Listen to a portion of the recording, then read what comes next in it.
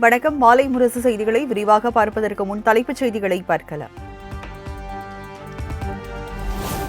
தமிழகத்தில் உள்ள 28 சுங்கச்சாவடிகளில் செப்டம்பர் 1ஆம் தேதி முதல் சுங்க கட்டணம் உயர்கிறது.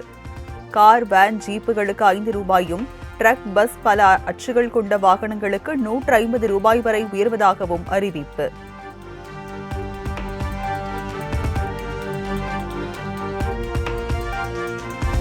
நாடு முழுவதும் இன்று கிருஷ்ண ஜெயந்தி விழா கோலாகலம். குழந்தைகளுக்கு கிருஷ்ணர், ராதை வேடமிட்டும் சிறப்பு பூஜைகள் செய்தும் வழிபாடு.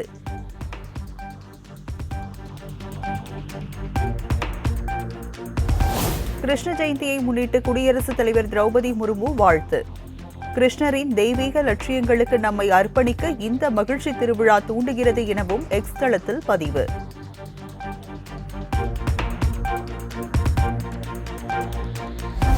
அதிமுக பொதுச் செயலாளர் எடப்பாடி பழனிசாமி கிருஷ்ண ஜெயந்தி வாழ்த்து.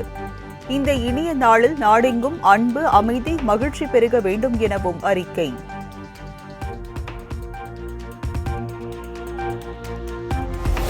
சமூக பாகுபாடற்ற முதலமைச்சர் என்றால் மு.க. ஸ்டாலின் கிருஷ்ண ஜெயந்தி வாழ்த்து கூற வேண்டும். பெரியார் என கூறியவர்கள் முருகா என கூறுவது பாஜகவின் வெற்றி எனவும் முன்னாள் ஆளுநர் தமிழிசை சவுந்தரராஜன் பெருமிதம்.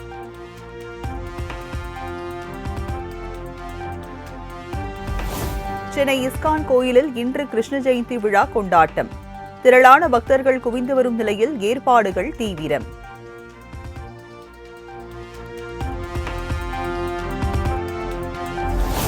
ராமநாதபுரம், தூத்துக்குடி, கன்னியாகுமரியில் உள்ள கோயில்களில் கிருஷ்ண ஜெயந்தி விழா.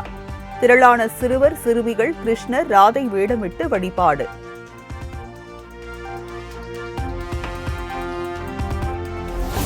கிருஷ்ண ஜெயந்தியை முன்னிட்டு மின்னொளியில் ஜொலித்த மதுரா கிருஷ்ண ஜென்மபூமி கோயில்.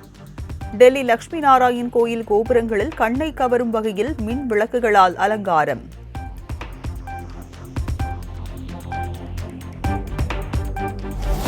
கிருஷ்ண ஜெயந்தியை ஒட்டி இன்று சனிக்கிழமை அட்டவணைப்படி மெட்ரோ ரயில் இயக்கப்படும். காலை 5 மணி முதல் இரவு 11 மணி வரை ரயில்கள் இயக்கப்படும் எனவும் சென்னை மெட்ரோ ரயில் நிர்வாகம் அறிவிப்பு.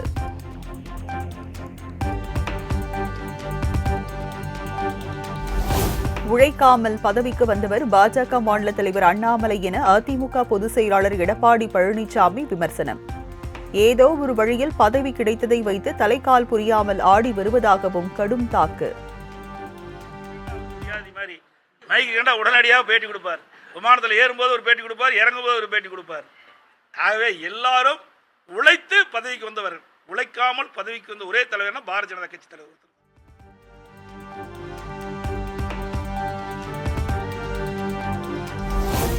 தவழ்ந்து காலில் விழுந்து ஆட்சியை பிடித்த எடப்பாடி பழனிசாமி தனக்கு பாடம் எடுக்க வேண்டாம் என பாஜக மாநில தலைவர் அண்ணாமலை கடுமையாக சாடல். எடப்பாடி பழனிசாமி எனும் தற்குறிக்கு என்னை பற்றி பேச என்ன தகுதி உள்ளது எனவும் விளாசல்.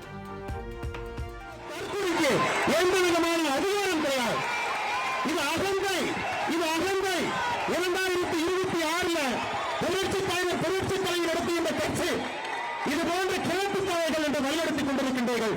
தூக்கி எறியப்படுவீர்கள். 4ஆம் இடம் கூட கிடையாது. 2026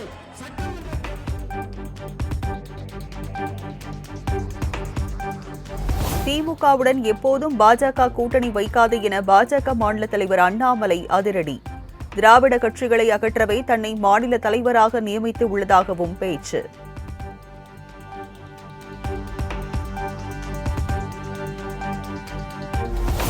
பல்லு போன நடிகர்கள் தொடர்ந்து நடிப்பதால் இளைஞர்களுக்கு வாய்ப்பில்லை என துரைமுருகன் பேச்சு. திமுகவின் பழைய மாணவர் துரைமுருகன் என ரஜினிகாந்த் பேசியதற்கு பதிலடி.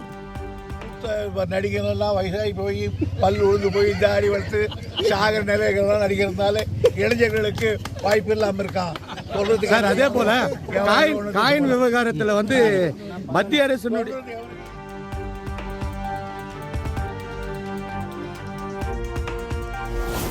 தமிழ்நாடு என்ற பெயரை மாற்ற ஒரு கும்பல் முயற்சிக்கிறது. அது திமுக இருக்கும் வரை முடியாது.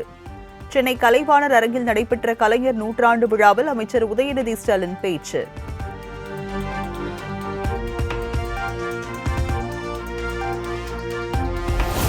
பாஜக சாமியை வைத்து அரசியல் செய்கிறது.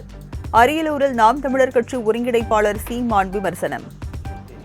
நாங்கள் வாழ்கிற பூமியை மையமாக வச்சு தான் அரசியல் செய்வோம். அவங்களுக்கு எங்களுக்கு கிடையாது, எங்களுக்கு கிடையாது. எங்களுக்கு வணங்குகிற சாமியை விட வாழ்கிற பூமி தான் முக்கியம்.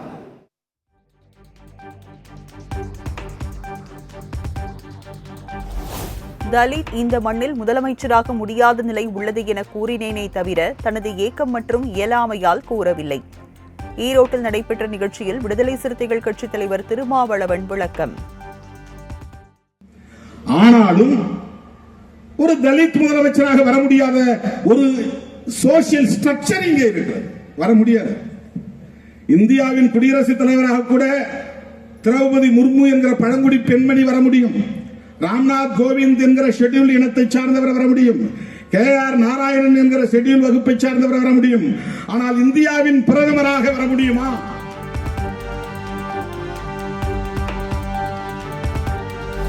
மயிலாடுதுறை மாவட்டம் திருவாலங்காடு வெடி விபத்தில் மரணமடைந்தோர் குடும்பத்தினரை நேரில் சந்தித்து நிவாரண உதவிகளை வழங்கினார் அமைச்சர் மெய்யநாதன். பாதிக்கப்பட்ட குடும்பத்தினருக்கு அரசு வேலை வழங்க நடவடிக்கை எடுக்கப்படும் என்று உறுதி.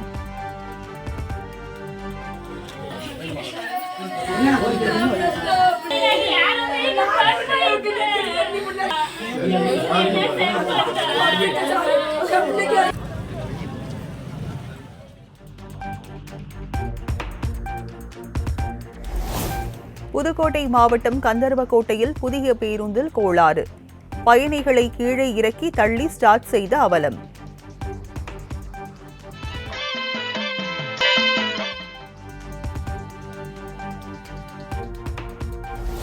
தென்காசி மாவட்டம் பாவூர்சத்திரம் அருகே நீண்ட நாட்களாக கொள்ளையில் ஈடுபட்ட கும்பல் கைது.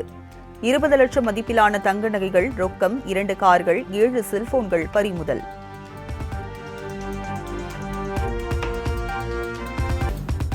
தேனி மாவட்டம் பெரியகுளம் அருகே உள்ள கும்பக்கரை அருவியில் 14 நாட்களுக்கு பின் குளிக்க அனுமதி. நீர்பிடிப்பு பகுதிகளில் மழை குறைந்து நீர்வரத்து சீரானதை அடுத்து வனத்துறை அறிவிப்பு.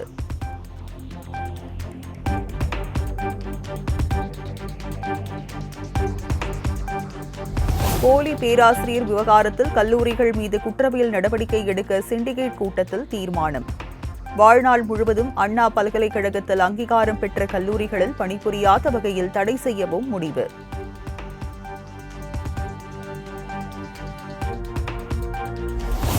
ஆரணியில் 1000 பரதநாட்டிய மாணவர்கள் பங்கேற்று ஆடிய நாட்டியாஞ்சலி நிகழ்ச்சி. 1 மணி நேரம் தொடர்ந்து பரதநாட்டியம் ஆடி அசத்தல், கண் இமைக்காமல் கண்டு ரசித்த பார்வையாளர்கள்.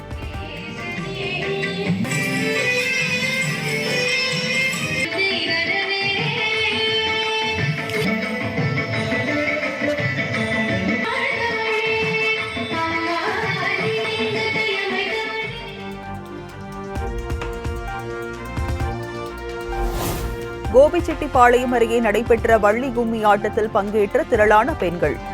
ஒரே சீருடையில் பாடல்களுக்கு ஏற்ப நடனமாடி அசத்தல், கண்டு ரசித்த பொதுமக்கள்.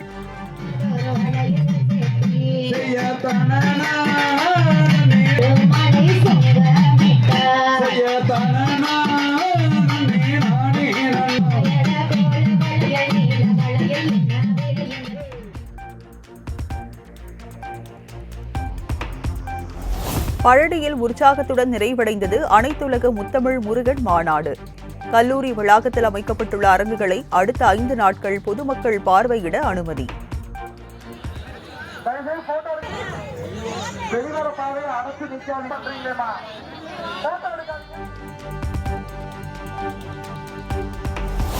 பழனியில் நடைபெற்ற அனைத்துலக முத்தமிழ் முருகன் மாநாட்டில் 21 தீர்மானங்கள் நிறைவேற்றம்.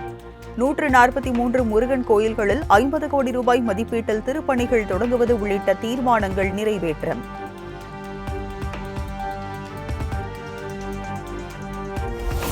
நாகை மாவட்டம் வண்டுவாஞ்சேரி வண்டுமுறை மாரியம்மன் கோயிலில் 1008 திருவிளக்கு பூஜை.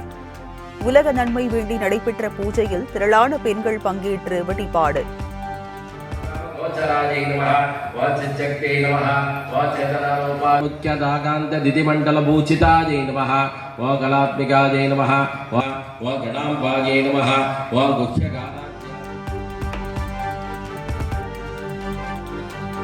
திருவண்ணாமலை மற்றும் அதன் சுற்றுவட்டார பகுதிகளில் இரவில் பெய்த மிதமான மழை. வெப்பம் தணிந்து குளிர்ச்சியான சூழல் நிலவியதால் பொதுமக்கள் மகிழ்ச்சி.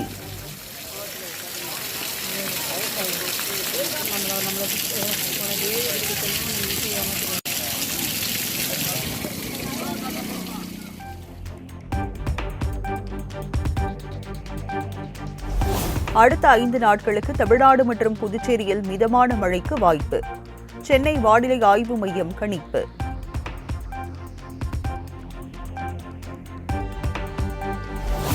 வடக்கு வங்கக்கடலில் உருவாகியுள்ள சூறாவளி சுழற்சி இன்று குறைந்த காற்றழுத்த தாழ்வு மண்டலமாக வலுப்பெற வாய்ப்பு. இந்திய வானிலை ஆய்வு மையம் கணிப்பு.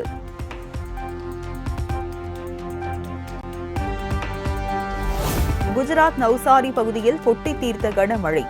குடியிருப்பு பகுதிகளுக்குள் புகுந்த மழைநீரால் பொதுமக்களின் இயல்பு வாழ்க்கை பாதிப்பு.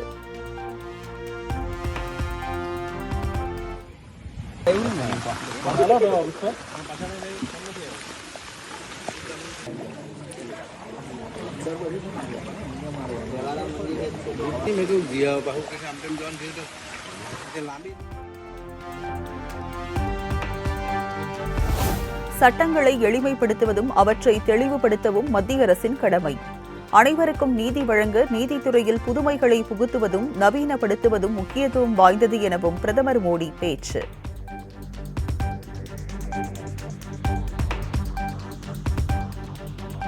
டெல்லியில் பிரதமர் மோடி தலைமையில் நடைபெற்ற பாஜக மத்திய தேர்தல் குழு கூட்டம்.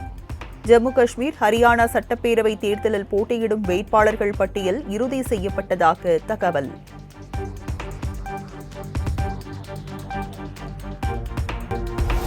தென்னாப்பிரிக்கா அணிக்கு எதிரான 2வது T20 கிரிக்கெட் போட்டியில் 30 ரன்கள் வித்தியாசத்தில் வெஸ்ட் இண்டீஸ் அணி வெற்றி. தொடரை 2-0 என்ற கணக்கில் கைப்பற்றி அசத்தல்.